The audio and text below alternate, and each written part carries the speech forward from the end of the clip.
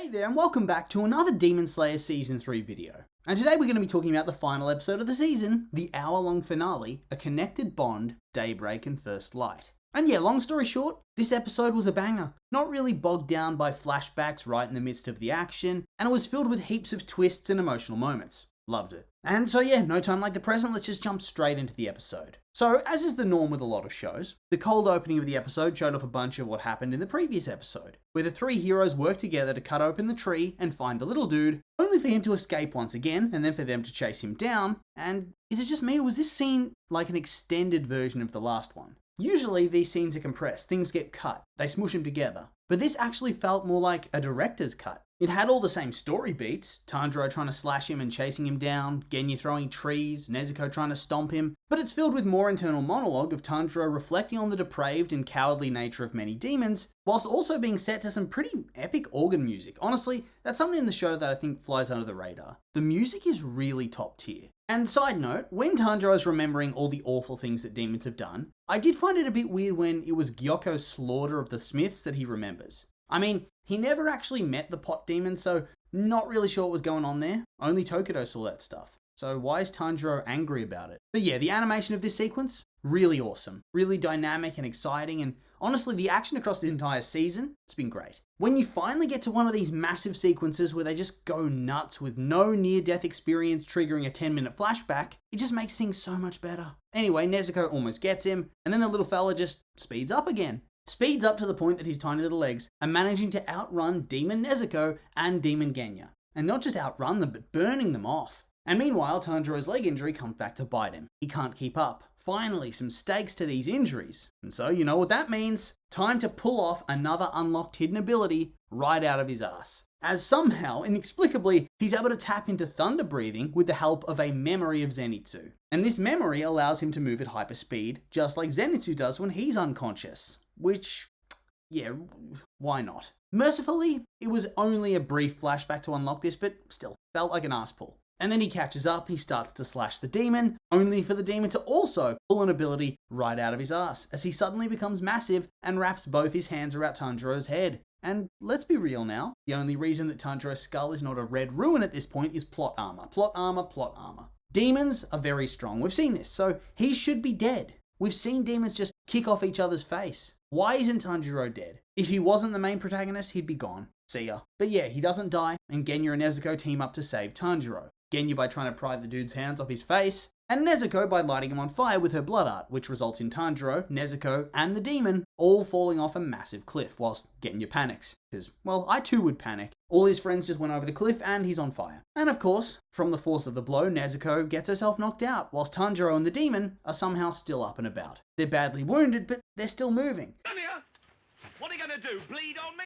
And how is Nezuko just KO'd here, when the others were not? Very much felt like it was forced by the plot, rather than being something that actually should have knocked her out, but sure. And also, I was kind of surprised that their clash with this guy went by so quickly. I figured that they'd do a little bit more before we headed into the endgame, but then again, we've already seen these three fight so many villains back to back to back, it was probably time to bring it to a close. The big guy gets back up, but he's unable to actually heal properly as he's too weakened, and the hate demon fighting Mitsuri is using too much of his power, so there's not enough left over to regenerate his limbs and heal his wounds properly. So instead, he needs to find himself some food. And conveniently, there's a group of Smiths hiding out just behind some rocks that he can go after. And Tanjiro, of course, can't do anything because he has no sword and he's fading fast. Whilst Genya's up on the cliff, and like I said before, Nezuko's down for the count. Also, I gotta say, Tanjiro, all bloody, screaming that he's gonna chase him into hell if that's what it takes to kill him. Oh, that's a badass sequence. I really love it when happy, smiley protagonists go super intense and serious, like in Dragon Ball when Goku gets pushed too far, or when Deku goes nuts in My Hero. Or, well, here. This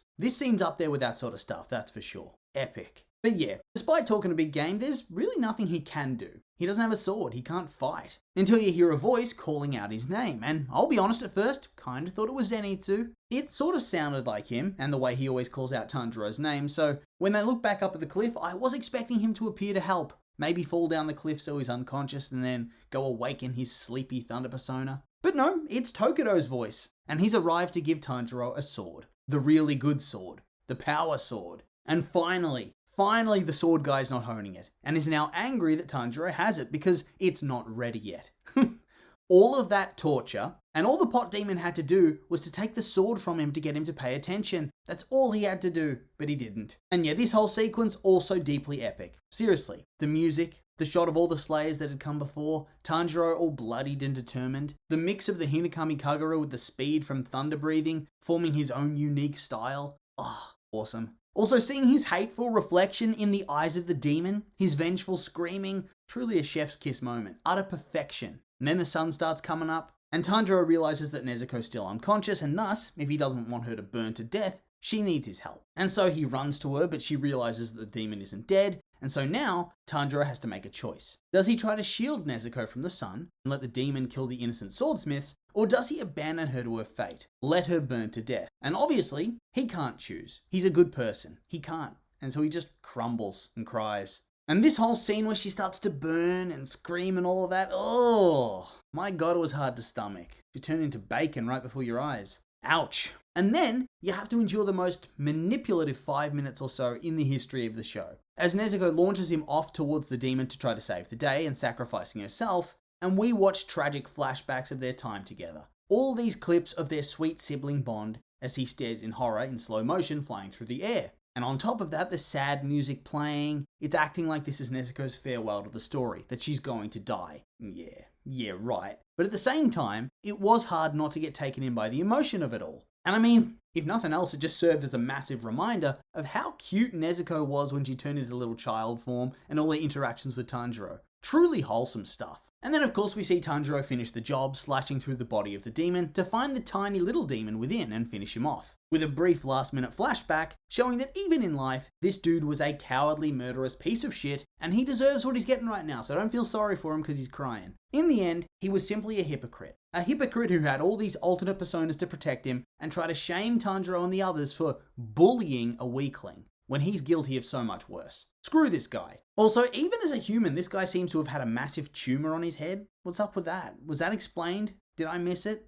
Ugh. Anyway, yeah, see you mate, go die now. Tanjiro then collapses, he cries, but hey, the swordsmiths show him that Nezuko, she's not dead, she's conquered the sun, hooray, that wasn't predictable, and she's all fine. And she can even talk a little bit now, and that was a bit surprising. I mean, she's mostly just parroting what he says back to him, as of right now, but I'm sure her conversational skills are going to develop in the next season. And yeah, I'll address this now instead of later because I think it is relevant, but later on towards the end, they have a whole scene with Kamayo, where she realizes that Nezuko's blood's changing and that soon she'll be able to conquer the sun, but it doesn't explain why. Why is that? Why is she special? Is it ever going to be explained? I mean, maybe it's because she never ate anybody, and this means her body has time to alter and perfect itself. Maybe it's her mindset. Who knows? But they definitely had that scene to try and be like, no, see, it's not out of the blue. This does make sense. Look. But yeah, it doesn't really explain anything. It still feels like an arse pull. But that being said, despite them not explaining anything about it, and it seeming like a last minute bit of plot armor, this still was a massively wholesome scene, and a huge moment for the story. And the song playing quietly underneath it all, it's just, perfection. I weep. I'm like the swordsmiths that are watching on, just sobbing. You'll love to see it. So wholesome. And then finally we finish up this battle arc with a brief look at Mitsuri, who apparently wasn't even able to actually defeat the wooden tree guy, and ended up on the brink of death, only to be saved last second by Tanjiro killing the main body, which, that's a little bit disappointing, but okay. We then cut over to a random house where a woman and her maid enter the room of a little boy, who's trashed his bookshelves and has the shades drawn, even during the day, so clearly this kid's a demon, and quite obviously, even before the reveal, it's Muzan. And he quickly kills, I guess, his foster mum, and then grows to normal size and kills the maid as well. Yeah, this scene's just kind of sad and gruesome. Shows the level of wanton violence this dude can just unleash on a whim, even as an afterthought, because he's not even focusing on them at all. He just kills them because he can. Maybe they were too loud for him. He doesn't even eat them. It's all because he's mega hyped about what he's just discovered. That just before he died, the demon saw that Nezuko had become immune to sunlight, which means that Muzan's long search for an answer is finally over. He no longer needs the blue spider lily. All he needs to do is just eat Nezuko and take her immunity for his own. And then we get some backstory. And this backstory actually shows the guy to be, well, one, a truly selfish and despicable man, but also shatters that facade of him being the ultimate plotter and mastermind, because he's not. He's a smooth-brained buffoon. He was dying of a random illness, and he didn't want to. And that's fair enough in my opinion. And then the Doc comes up with a cure. A cure that he thought was not working well enough, so he kills the Doctor with a knife, only to discover, whoops, it did work. It made him a demon, immortal, but it was incomplete.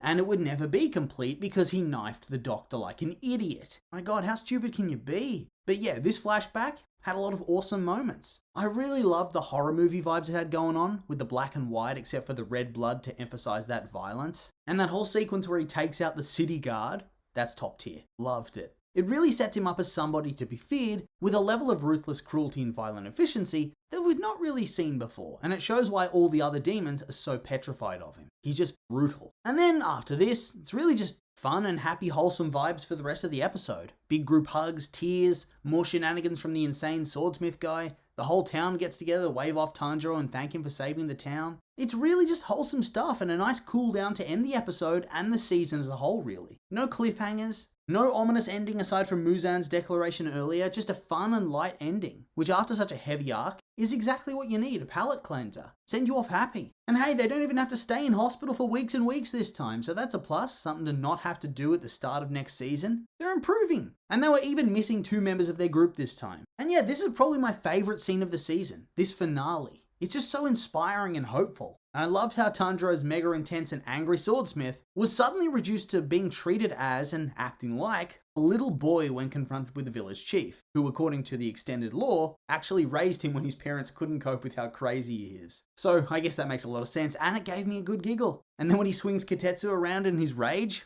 dude's the best. God, I love this season. And so yeah, that's where we end things. A good season, all things considered. I don't think the fights were quite as good as the Entertainment District arc, but that's okay. The story that was told here was really good, really compelling, and I'm excited to see where they go next season. And so yeah, with all that being said, that's the end of the video, and I would like to say that these have just been my opinions, and now I'd like to hear yours. What did you think of the episode and the season? You like it, hate it? I'm curious for your thoughts, so make sure to like, comment, subscribe, and let me know.